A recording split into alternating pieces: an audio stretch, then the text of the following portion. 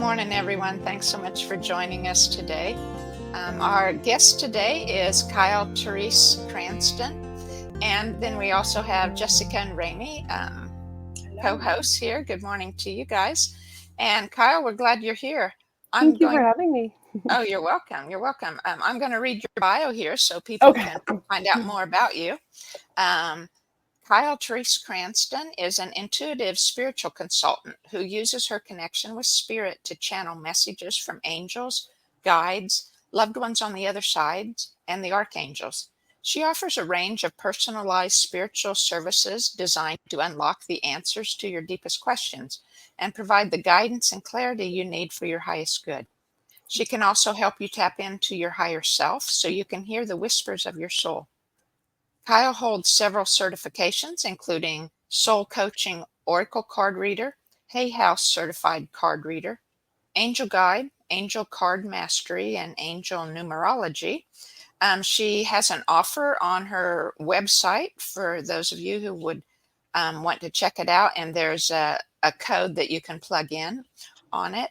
And then her social media links are below also. I don't have a code you plug in. I do it on my end. So if you book a reading with me, just tell me it's Health Energy is how that's like the entitled name of the podcast, Health Energy Podcast. Yes. Mm-hmm. Yeah. So just tell me it's the Health that you met me from Health Energy Podcast, and I plug it in on my end. Okay. I do right now. I kind of do my own booking because I have 2 little kids. So I have to kind of like look at the kid. I don't have like a calendar where you can book. You just email me, and then we find a date and time that works for us. And then I will discount it when I send the invoice. Very good. There's just talking about the business things before we get into the podcast. I've been using the calendar method for several months, and it's easier in some ways, but then again, it's just as time consuming in other ways because I have to go into the program and program in what dates, and then I have to be sure my schedule didn't change and, and stuff. Anyway, it's kind of a trade-off, I guess, but I like just like I like writing physical checks or receiving them. Like I often have, I have clients who pay me by personal check and send them in the mail, and I love it.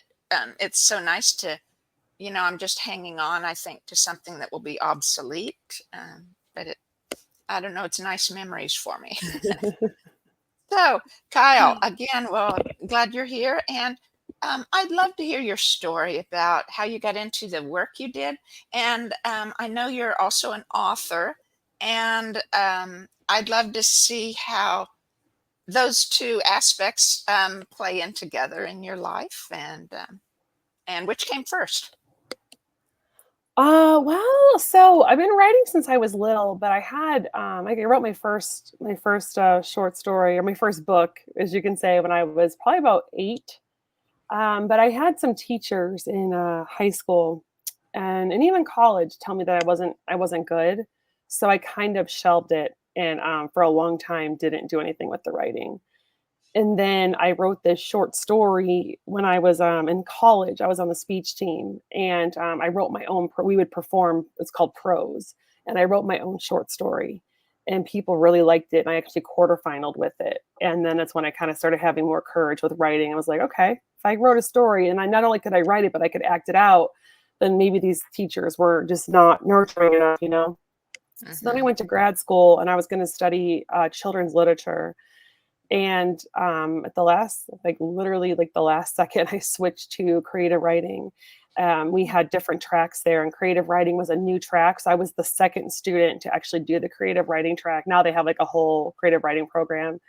And I had this professor in grad school that was just very nurturing. And she said to me, she's like, your writing style is different. You're not literary. Like, she is a literary writer. She writes, and she's in literary magazines. And she's like, but you write commercial stuff. You write things that make people laugh. You have a knack for dialogue. And so she kind of nurtured that in me, and I'll never forget that, because then it gave me a lot more courage to kind of keep writing. So that's the writing aspect, I guess.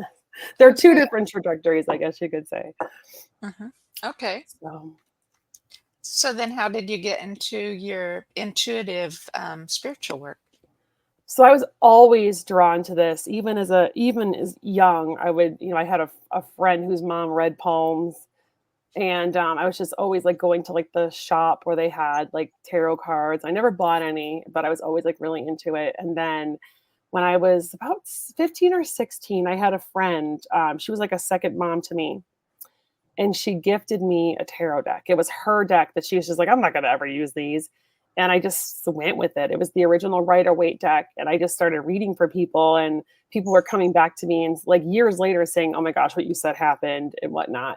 But I could never read for myself. I always struggled. So I kind of had that like imposter syndrome. So I never charged anybody. It was always for friends and family. It was always for fun. And then this was all like young, age. And then in 2010, I had this really, really bad breakup, and I just started going to like psychics nonstop because I was so devastated. And I just was just in so much pain. I just wanted them to tell me good things, And I was connected with a past life regressionist named Robin Patrick Mayer, who would later become my mentor. And she did past life regression for me. And she's like, you can do this work. You know that, right? And I was like, well, I read tarot for friends and whatnot. So I started taking classes with her, and we would barter. It was amazing. She would give me like coaching sessions, and I would help her with her website. Since I was a writer, I would like write content for her website or update her website, or, show her how to do different things. And she would give me like free readings and free coaching. And we worked together for years, and I still get readings from her, and we still do like mentor sessions. So I then I shelved everything. I felt like it just wasn't happening for me. And I got married and had kids, and I just kind of shelved my reading and just kind of put my cards away. And I met with her for a reading, and she's like, well, your grandpa's here, and he's saying you can't hear him anymore. You're not listening. Why aren't you reading? Your friend is here. They want to all connect with you. You need to get back and do this. So I kind of went like 100% into it. So I got really into the Hay House decks. I started taking like the classes through Hay House. I did that soul coaching oracle, and I did the card reader.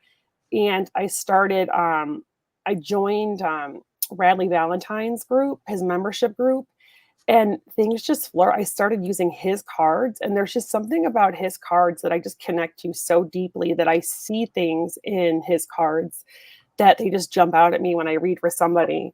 And like I'll pull the Emperor and I'll look at it, and it's not the usual meaning of the Emperor. I'm getting different downloads and getting different things that jump out at me. And I actually studied with him. I'm really ADD, so sorry, I'm probably going in like different directions, but I studied with him last year, and he was so funny because he was like, girl, you see things in these cards that like, these are my deck. This is my deck. And you see things in here that I never noticed before, So things just jump out at me. He says that my ADD is my superpower. Because I just see different things in the cards, and I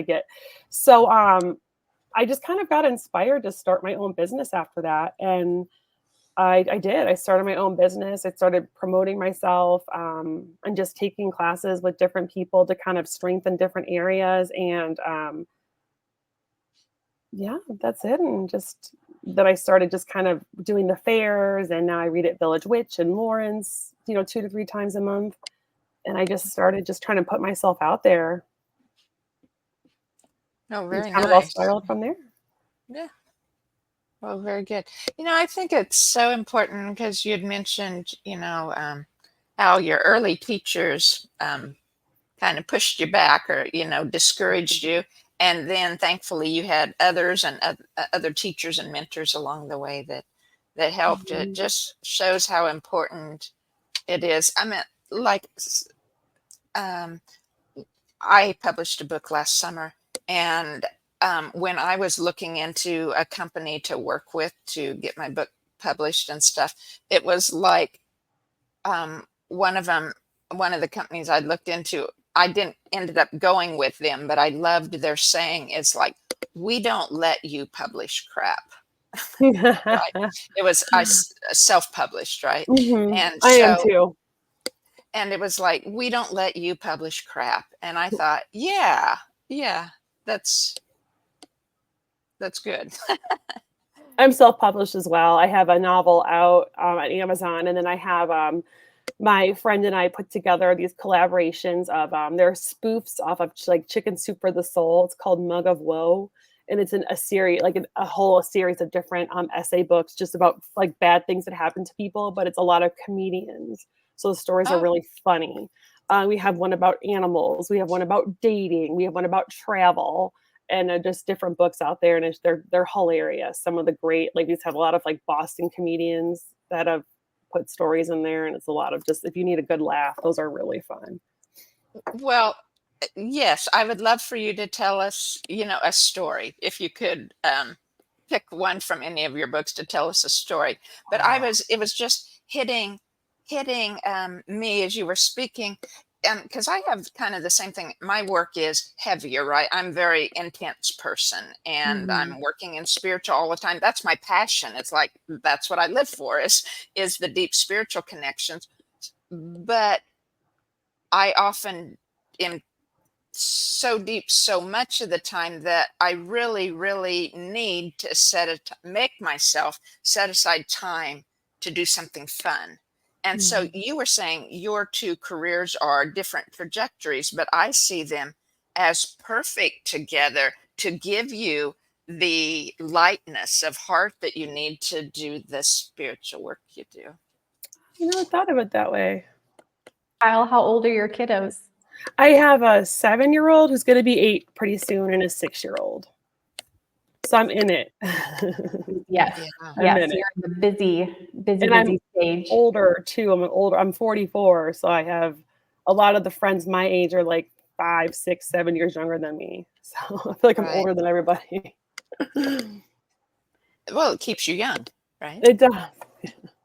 So, and it's also, I mean, with again the intuitive work you do, I mean, parenting, no matter what age, even as adults, it's an important role, when we choose Mhm. to be parents. But with your kids so young, and like Jessica, and with your grandchildren so young and stuff, what a perfect time though to um, um, take advantage of what few opportunities there may be to help instill in them the ability of intuition and connecting with the spirit guides or with nature, Mhm. um, and and things.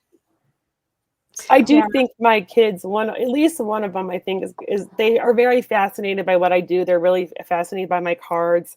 They've asked me, they have a set of animal cards, and they each have a set of like kid angel cards. And they're really young right now, so they have like, like the kiddie ones. But tell them, I'm like, when you're ready, when you're older, I will teach you. I will teach you how to, do tarot and that kind of stuff. But I do tarot differently. I use angel tarot, and I don't do spreads. I ask the questions and I pull and I look at the cards, and that's what I get the downloads. Like sometimes I'll pull a card and it's not the exact meaning of the card. But it's like what the image is, or the word, something on there sparks something in me, and I kind of springboard. Mhm. yeah. So Well, I think that's what's so wonderful about energy work in general, or it's probably all work if we allow ourselves to be. But, the universe takes what each of us bring to the table, right? Our individual um, perspectives, our abilities, our knowledge and wisdom that we have, right? And it's like, and it adds to it in the ways we can um, see, and that brings it to life to each of us when we allow it to. So mhm. I think that's awesome. We just have to have the courage, right, to go with um, what comes from us. That's good. Yes. Because there's sometimes when I'll kick myself. So I call in all the archangels before I read. I call, and they each have a different specialty. And one of the ones I call in is Archangel Ariel, and I ask for number one for courage, because she's the archangel of courage and giving you like the courage you need to like speak your truth. And I ask her to, like, if I see something, give me the courage to say it, because there's sometimes when I'll see something and I'm like, oh, I don't want to say that, and then the person will say it, and I'm like, why didn't I say that? Like I pulled for the other day for a client and I was like, is this person I wanted to say, is this person going to study psychology that they're asking about? And I was like, what's this person going to major in? And she's like, oh, psychology. And I'm like, why didn't I just say it? You know? So stuff like that. I know in hypnotherapy or Reiki sessions, Raimi sometimes calls in the archangels too. Yeah. They help me. So, Mm-hmm.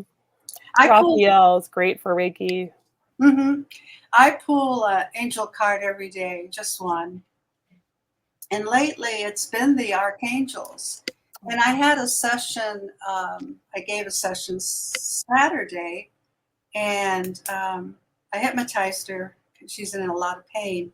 And when she came back, she said, "Oh, I have no pain except my shoulders."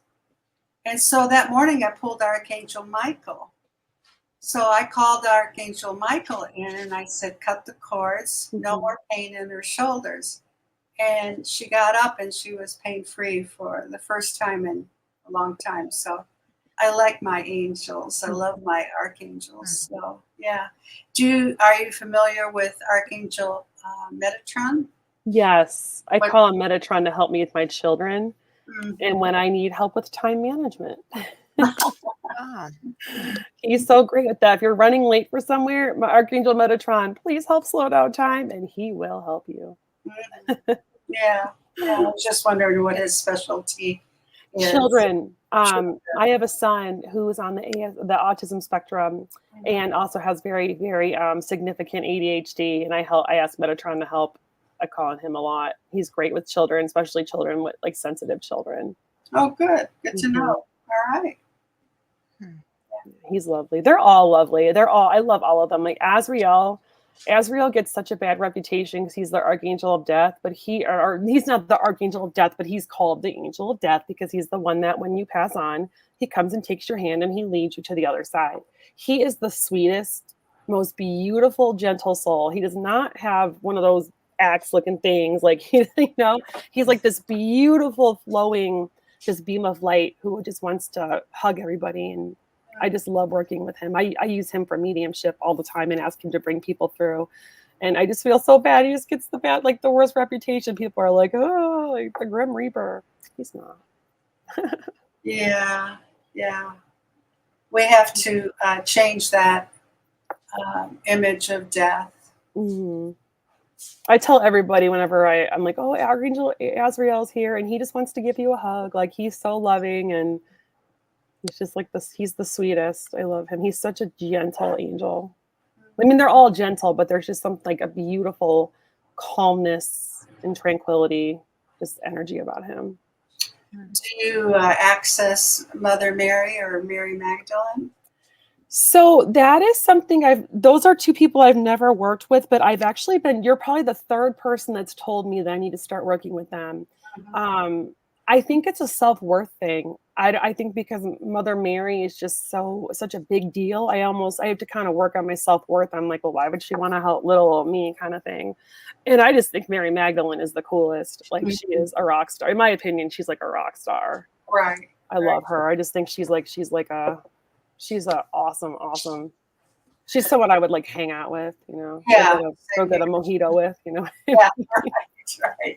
Well, ask one of your archangels to help you open up to the healing of Mother Mary. I don't know which one will, but they will, I know she's really great for mothers who are struggling, and I feel like I struggle as a mom a lot, so. I think all mothers do. I have a rule: when I hear something 3 times, I have to do it, and you're the third person that's told me that, so now I have to make it happen. All right. 3-time rule. Good deal. I think it'll be beneficial. Yeah.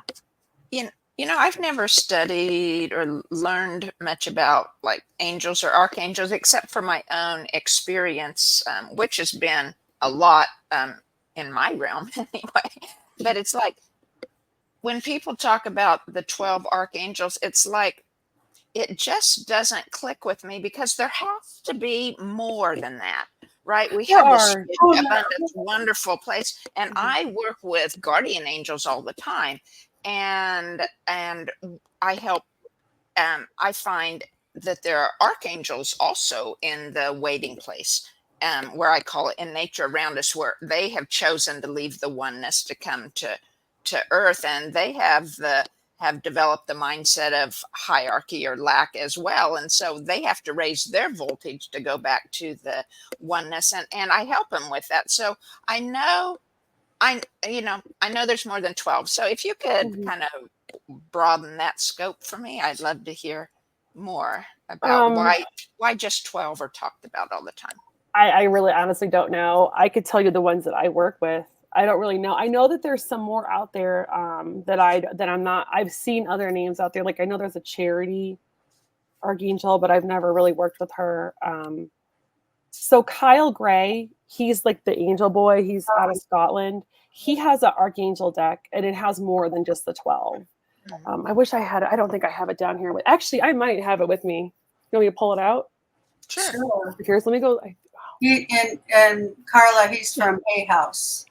Yes, this one actually, it's upstairs. I would have to leave and go upstairs to get it. I'm so sorry. But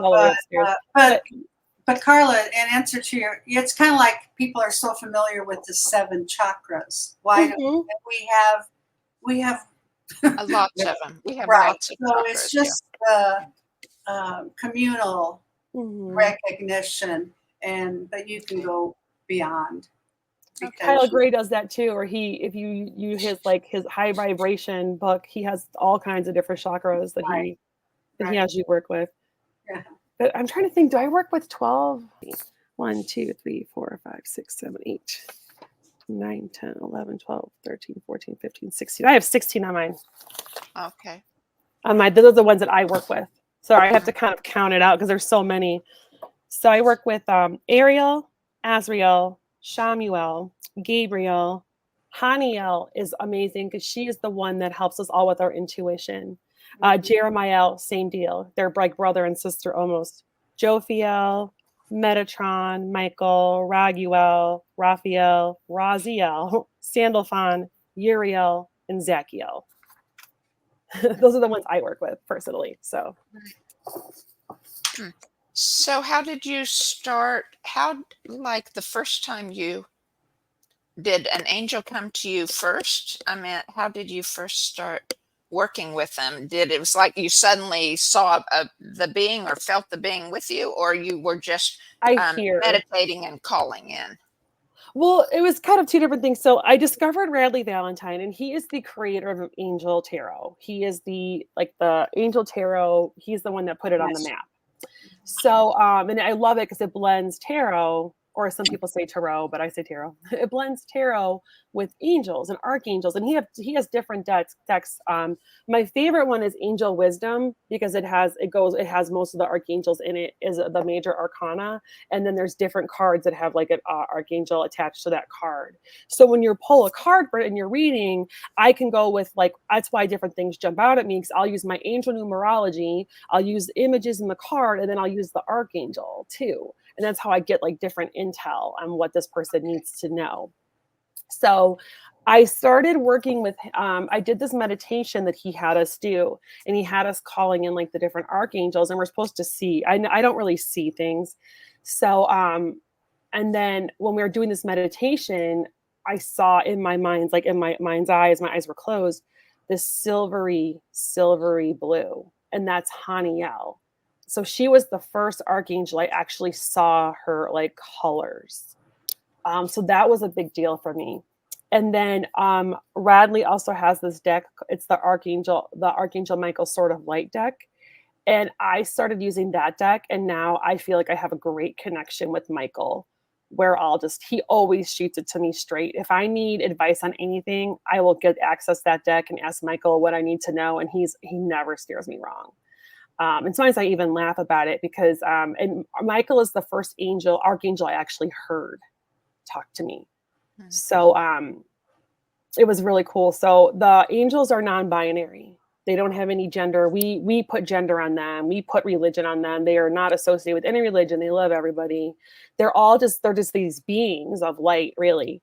But we see them as, in a human form, because that's how we connect, and how we feel like we're actually connecting with them. So I was just joking around one day, and I was shuffling my Michael cards. I'm like, okay, Michael, or or, whatever gender, Mr. Michael or Mrs. Michael, whatever you want to be. And I heard him go, just Michael, just Michael. And he's funny. Like, he gets this reputation because he's the archangel. Like, he protects everybody. They consider him like like with his big sword. But with me, he's funny. Like, we have a playful relationship. It's very cool. It's not as serious. And he's funny to me. You've mentioned your angel numerology. How does that differ from like regular numerology or, sacred numerology you might? It's just a different number system. I think there are a lot of similarities. So numerology, I took the angel numerology class. I'm certified in it through Radley Valentine. So I learned numerology too, but I am not for some reason, my brain, like trying to add all that stuff up in my brain, it just doesn't work. It doesn't work for me. But the angel numerology comes so much easier. And it's really just a number system. I look at the number and I know what that number means in angel numerology. And then I give, people. So like 0 is you're getting help from the divine. Like 0 is a huge thing. It's like God, the creator. You're getting like big time help. 1 is manifestation. You're in a great place to manifest. Keep your thoughts positive.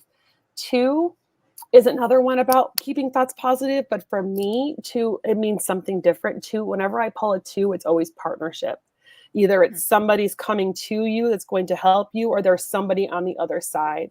A lot of times I'll read for people who I'm like, you can do this yourself. You don't even need me. You have this, you have this. And I mean, everybody can do it, but they're tapped in and they just need a little bit of courage.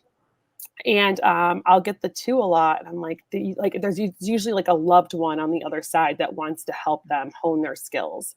So when that happens, I always suggest to that person, I'm kind of going off the topic of numerology, but when I get that 2, especially if I'm doing like a mediumship, I'll say, look, this person wants to be your partner in spirit. Get a deck, any deck. I don't care if it's Oracle, Tarot, a deck that you think this person would resonate with, one that the images speak to you, and use just this deck to communicate with that person. Every day, just be like, mom or dad or grandma, what do I need to know today? Or what do you have for me today? And shuffle and like hold them to your heart and shuffle. And they will talk to you through it. So when I get a 2, I kind of try to lead people down that path because there's usually some kind of spirit, some partnership in spirit that wants to, or angels. It could be angels as well, or guardian angels. And then number 3, I think I'm messing up my numbers here. Number 3 is like loved ones in spirit want to help you. So like number 3, Radley always jokes like Aunt Gladys, grandma, grandpa, dogs, cats. And then number 4 is the archangels. So you get a number 4 and you're like, okay, these archangels want to work with you, call on them. Number 5 means that you need to make some kind of change. And if you don't make that change, spirit's going to step in and make it for you. Like, let's say you have a job that's just it's not aligning with you anymore and you're meant to do something different. Spirit's going to keep making that job uncomfortable until you quit, until you do something different. And then number 6, so that's how like the different numbers work. And then number 6 is you didn't listen to spirit. So this change is happening whether you like it or not. It's going to be okay, but some kind of disruption is going to happen because you're not on your path. You're not doing what you need to do. Number 7 is you're on your path. You're doing what you're meant to do. You're on your path. Number 8 is abundance and prosperity, whether it's money, love, time. Number 9 is you're doing work of service. Like you're on your path and you're leading a life of service. And angels love that. They want people to do their work. So, people like us who are light workers, we probably get the number 9 a lot because we are doing, you might find you pull a lot of 9s and then 0 goes back to divine. Just like an abridged version of angel numerology. Right. Well, thanks for going through that. Yeah. I appreciate it. Sorry, it was like a quick one, but and that's how I use the cards. I get the numbers. I see the different numbers and things will click for me. And it's like it's just like a whole, it's holistic, I guess you could say. So I'm really thirsty, so I keep drinking. Well, no, I wonder if it's something in the star energy today. I've just been so thirsty all morning. And so maybe it's just because we had it really hot the last few days, but Doesn't help. It does not help. Yeah. But water's good. Water's good, especially if you're an energy worker. You need that water. You need to. yeah, Water, water, water. Mm-hmm. yeah. I drink sparkling water to switch it up. But water, water, water. I have a Soda Stream. I really like it. Oh, what? A Soda Stream. What's that? It's like you can make your own sparkling water. Oh, with flavors. Mm-hmm. And then you press the little thing and it makes it bubbly. Oh, nice. Yeah. Nice. Yeah.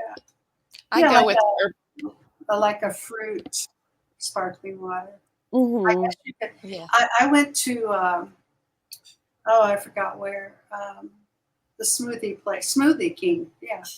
And they had pineapple and spinach.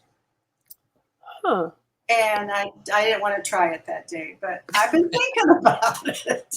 I bet it's really good, I actually. bet, because the pineapple's so sweet, Mm-hmm. and then the spinach, yeah. Probably cuts it down a little bit. Yeah, I'm gonna try it at home. Just It probably cuts that acidity because I love pineapple, but I can't eat it because it's so acidic. I bet that spinach will cut down that acidity. So I watch a lot of Master Chef. It's going to cut down the acidity. It's going to add a little bit of tart. Sorry. What blood type are you? Sorry? What blood type are you? O positive. Pineapple should be very beneficial for you. Oh, it makes me so sick. It makes my stomach just feel terrible. It's so acidic. I love it though. I miss it. There's something else going on. Yeah, probably so. That goes down in Jessica's area there, the digestive area. What do you know anything about? Have you learned about pineapple and gut things, Jessica? Well, if you're having acidity problems, that you probably just need to build up your hydrochloric acid in your stomach so that you're not feeling it there. It's And not the pineapple. yeah, and we can have sensitivities to lots of different foods, and it just means you need to kind of probably do a gut cleanse and clean everything out and restart kind of so that you can handle the specific foods again. But yeah, I think we all go through that at different times. Yeah. Yeah. Always. That's a superfood for us. So that makes me think that you're acidic somewhere else. Something else you're having that's. You can drink lemon water. In my gut cleanses, we drink lemon water every morning, and that helps to alkalize the body. Okay. Yeah, so drink it I have people drink it within like the first 30 minutes of their morning. If it hurts your teeth, sometimes people think it's going to hurt your enamel. You can drink it through a straw, and you can just drink it throughout the day too, but it really helps to alkalize. And that water's room temperature, correct? Yeah, I don't have people do cold ice. Yeah, we should all be just kind of drinking Right. with room temperature, everything. Yeah. Yeah, I've done the lemon juice every morning for, oh gosh, I don't know, 10 years maybe? It's been a long time. Yeah, and you can get the pH test strips because we do this in my cleanse too, where we test our urine and saliva and just see kind of where your acidity versus alkalinity is in your body. And then I've got lists of like alkaline foods and things you can kind of add in if needed, but lemon water, lemons, limes are some of them. Do you just squeeze the lemon in there? Yep. Yep. You can do, just a half. I usually just do half a lemon in the morning, or you can do a whole lemon, whatever works for you. But yeah, that's one thing you can just do to, again, if you think you're more acidic in different areas. Do you have any joint issues or anything, or just? I have all kinds of issues. Well, I have acid reflux really bad. Oh, then you do need, okay. Mm-hmm. Yeah, you do need more acid then. I have fiber. Yes, I've had acid reflux like my whole life since I was like 14. And then I have fibromyalgia. Okay. So I get a lot of body pain. Yep. A lot of that. A lot of muscle spasms. I'm trying to work on through like physical therapy and. Yeah. Gut issues are the root of all, and can be the beginning of all the healing too. So that's what I like to think of. I'll start trying the lemon juice and see how that goes. Yeah, just water. Yep. Every morning. And for muscle spasms, it's Magnesium. I Right. did start taking magnesium. That helped me a lot with muscle spasms. I Yeah. just started about a week ago. Yeah. But And I then- would guess, I'm just gonna, I would guess if you, the more you clear your gut thing, the more intuition then you'll have even more, Right. because it's so connected. It's the vagus nerve, I believe it is, that brings signals from the gut to your pineal gland, Right. and It's the and back longest and nerve in the forth. body. And so it's very, the gut is very, very directed to intuition. Right. I'm Do gonna muscle try tests? that. Do muscle- My problem with muscle testing is I resist it. Mhm. Uh, Yeah. I I'm do. like so high. I'm so wired that my mentors tried it and she's like, I can't muscle test you. Yeah. She's like, yeah, I'm like stiff as a board. Yeah. So when you offer a reading, do you have several decks and you let the client choose? Oh no, I don't let them choose. I actually pick out the decks that my go-to decks, usually about 5 or 6 of them, depending on the day. I get them all ready to go. They sit next to me with selenite on top of them.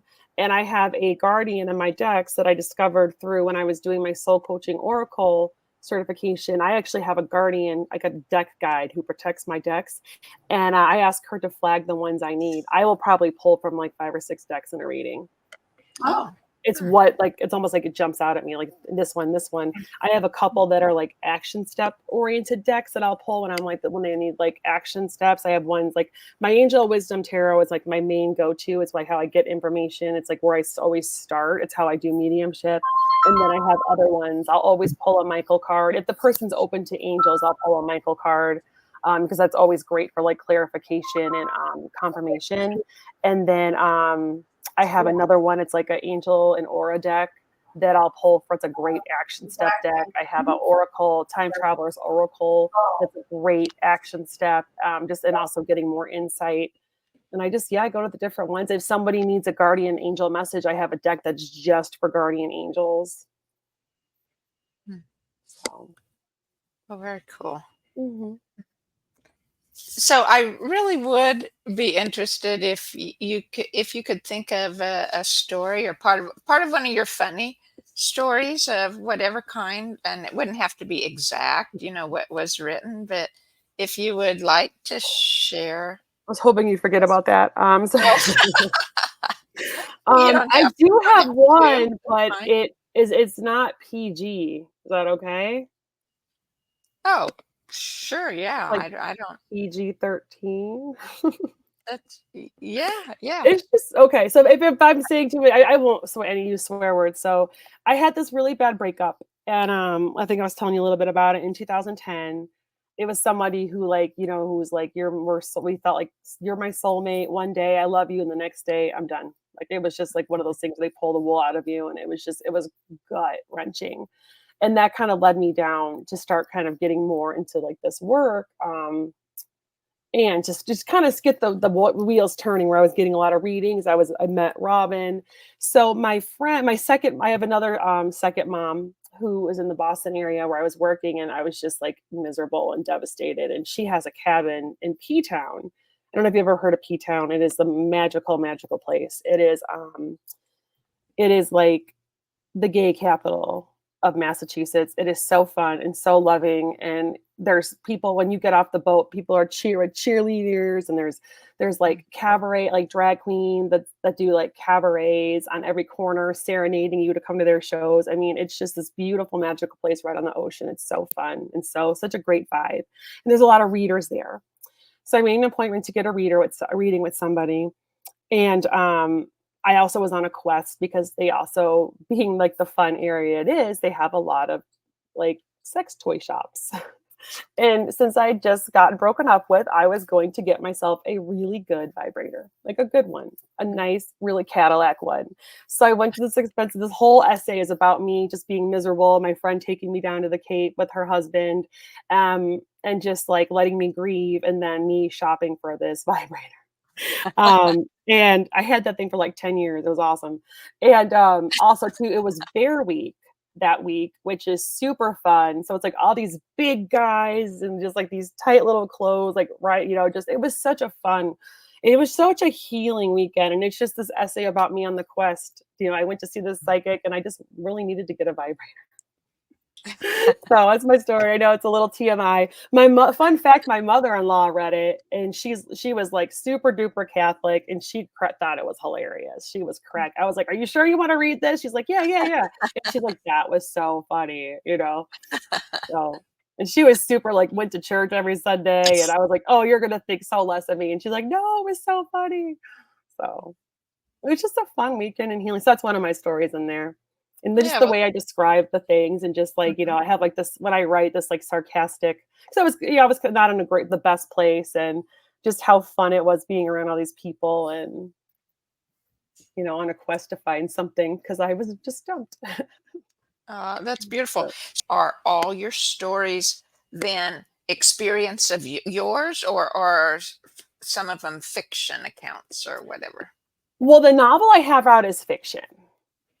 So that's fiction. And then I'm working on another novel right now, which is fiction. But the Mug of Woe, they're all real personal essays.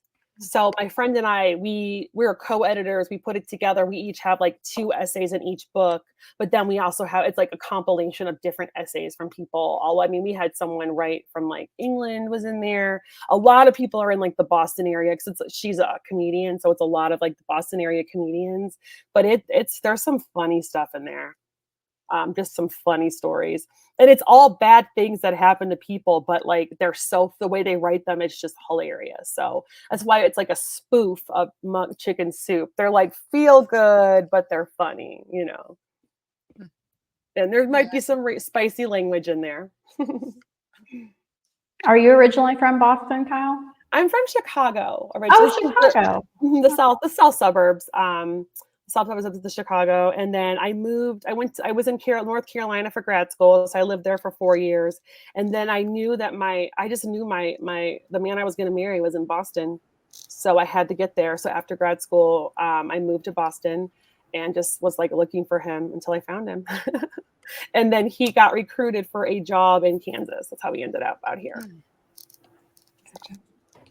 Hi, Rami. Yeah. Oh, do you like Kansas? I do. We're pretty liberal. I lived in Boston, so sometimes it can be tough. Luckily, I'm in Lawrence, and Lawrence is a little different. But there are parts of Kansas where I'm like, oh, there's parts that I love. Like I went to, I loved it. I went to Emporia for the Flint Hills Fair. I wasn't in it, but I went to, and I thought that was an adorable town. And it looked like it was pretty like, hip and liberal, but we just, sometimes we feel like we don't fit in here. But luckily Lawrence is it's like a little bit different, but my husband's a true blue Bostonian, and so there's pluses and minuses. I've made a lot of good friends here, and my business is thriving here. I've made a lot of great connections. I've read for people's birthday parties, and I have a great thing going at Village Witch, and I'm getting into the fair circuit. So I feel like here I'm doing well business-wise, which is really nice. Yeah. Good for you. Mm-hmm. Yeah. Awesome. Do you know where Sandwich, Illinois is? I've heard of that. Is that where I've definitely heard of that. I feel like I had someone in one of my classes that used to always talk about Sandwich. Is that north suburbs or north? No, it's just western. But my parents both grew up in suburbs of Chicago, so Oswego and Plano. Okay. I'm home with Flossmoor. Okay. And then my other family, so I have most of my family is up near Chicago area. And I lived in Sandwich age 1 to age 5. So just thought I'd ask. I remember a kid in one of my classes always talking about Sandwich. Like, you won't forget that name. He was always talking about how he was from Sandwich. And my friends and I are like, where the heck is that? Yep. I went to school in Central Illinois. I went to school at Illinois State. So I was right in the middle. Yeah. Yep. So we still go up and visit Chicago every now and then. I was just there in June. I hadn't been back in like 11 or 12 years. It was so great. Good. Yeah. Yeah. I really missed my cousins. So Kyle, I feel I'm supposed to ask you this Yeah. question. Where do you see yourself, or what do you see yourself doing 10 years from now? Well, I would love to keep doing this work because I do love this work. And I have a friend who I met in Soul Coaching Oracle, and we actually do group readings once a month. And we are actually we're actually going to start a membership group. So we would love to, and where we're going to do like a monthly reading where, where we pull people up. We're going to do like new moon and full moon. We're going to do like different kinds of like events within the paid membership. And so I love to see that just keep thriving and flourishing.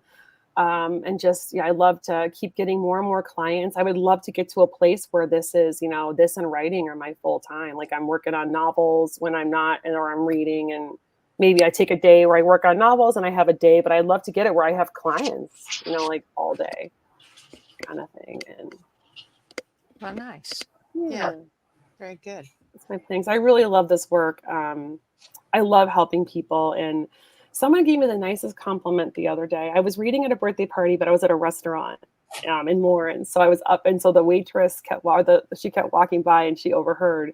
And at the end of the night, when everyone left and I was packing up, she's like, "I have to say, I know your delivery, just the way you talk to people and the way you deliver, and it's just so kind." And I was like, "Thank you." It was like such a great compliment. So I'm just hoping that to just kind of stay that course. I don't want to ever get where I have a big head. I always want to keep it where spirit's my partner. Like I do this work, but I couldn't do it without spirit.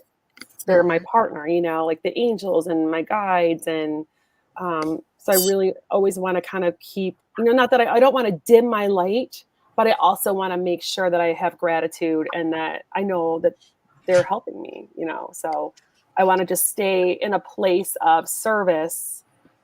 But it's always nice to make money. And the angels know that in order to do this work, we have to have an income. They understand that, they understand that it's like an exchange that we have to live. But I also don't ever want to get too big where I don't want to ever be like, oh, it's like $500 for a reading with me. I don't ever want to get to like that, and it's okay for people that do that. Good on them. But I always want to keep my rates affordable. I want to get paid what I'm worth, but I also want people I want to be accessible, if that makes sense, which is kind of a hard balance. So I just hope to just keep my business growing and just,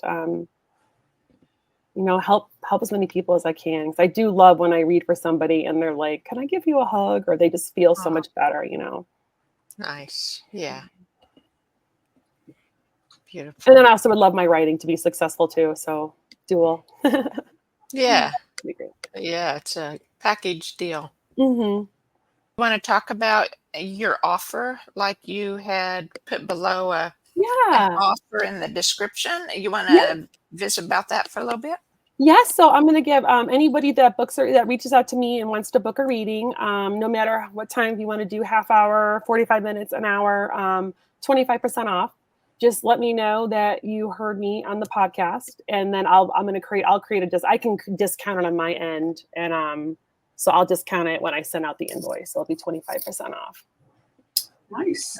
Yeah. Very nice. Yeah. And I don't care if it's like a year from now. Just tell me you found me here. Well, they're very generous. Yeah. So, I'll leave it open for like a year. I'll have it expire like December, like 2025 or something, or Okay. give people time. Yeah. Well, hopefully the podcast will grow. Yeah. And we will still have people going back to pick up old ones. I know some of the podcasts that I follow, I go back in and look over a year or 2 years past and say, "Oh, I didn't see that one. That sounds good." So, I love listening to podcasts. well, good. Talking about podcasts maybe growing in the future, please like and subscribe. And we really enjoy connecting with people. So if there's anyone that's watching, or Kyle, if you know of anyone that might want to be on an interview, send them our way. Just give them my email. You have my email. You can just I have lots of people. Okay. I have lots of people. I definitely think you should interview my soul sister, Jennifer Ileana. She's the one I do my collaborating with. We do our groups together. She is phenomenal. From Boston. Okay, She's actually in New York. Oh, New York. Okay. We met in soul coaching oracle class. We've never met in person, but it's like we've had many lives together, and we do group readings together. We talk all the time. She's like one of my best friends. And the funny thing is, I found out one of my husband's best friends is friends with her. We didn't find out. Isn't that how small the world is? But so I'm gonna send her your way. I have a lot of friends from my I'm gonna send your way a lot of really talented people. So. Well, awesome. Yeah, we appreciate that. At least I'm speaking for all three of us, I guess. It's just so fun to connect with people all over the world, even, right? And it's just great to see how spirit is guiding each person to see those passions and desires from their heart come out into fruition in the world, like we're all supposed to, like we're meant to be. And just love it. Yeah. So that'd be awesome. Yeah. I'm going to actually go post and see who's interested, and I will connect you. Great. And if anyone is listening at any time that you think you would are doing something cool that's related to things we talk about, like energy work or inner healing or spiritual and nature connections or holistic health, herbal things, or gut issues, let us know. It would be fun. Just reach out and we'd be glad to have you as a guest. So I guess with that, we'll end. And again, all her connections will be in the description below. And thank you so much, all of you, for listening. And Kyle, thank you for being with us today. We appreciate it. Thank you so much for having me. Hope I didn't scare you with my story. No, it makes me curious to read your others. I'll have to. That's probably the most racy one. The other ones are probably a little bit more tame. All right. And that was maybe one of the most personal or real ones too. It was. It's just it's not the funniest one though. That's why I did it. That was probably like the most healing and funny, and one that probably makes people laugh the most. So awesome. I have no shame. So. Right. Yeah. I'm an open book. Awesome. Thank you, Kyle. And again, we'll just end for today. Thank you for having me. Bye-bye. Bye. Nice to meet all of you. Bye. Yeah.